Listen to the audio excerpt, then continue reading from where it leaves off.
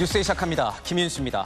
우리 사법부가 뚫렸습니다. 사상 초유의 법원 전산망 해킹 사태가 발생했습니다.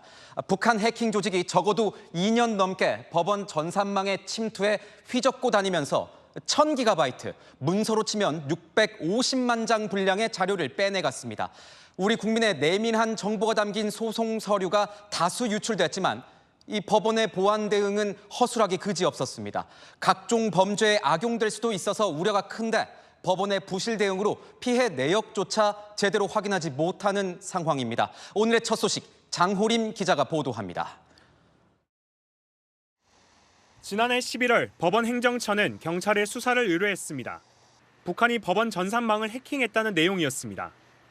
경찰은 오늘 국정원 검찰청과의 합동수사 결과를 발표했습니다.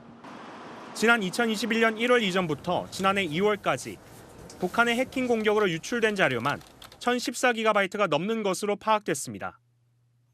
경찰은 유출된 자료 중 극히 일부인 4.7GB 정도만 내용을 확인할 수 있었습니다. 모두 법원의 개인회생과 관련된 문서들이었는데 여기엔 진단서나 병역 기록 같은 민감한 개인정보도 포함되어 있었습니다. 이들은 지난 2021년부터 2년 동안 법원 전산망에 접근해 자료들을 빼냈습니다. 자신들의 정체를 드러내지 않게 하기 위해 국내와 해외 서버를 각각 4개씩 8개를 빌려 우회하는 방식을 이용했습니다. 서버 임대료 등은 모두 가상화폐로 결제한 것으로 확인됐습니다. 경찰이 해킹의 배후로 지목한 단체는 라자루스. 서버 임대료를 결제한 가상화폐 내역, 악성 프로그램이 기존 북한 범행에 쓰인 것과 동일한 점을 근거로 들었습니다. 라자루스는 북한 정찰총국 소속으로 김숙희 안다리엘과 함께 북한의 3대 해킹 조직으로 분류됩니다.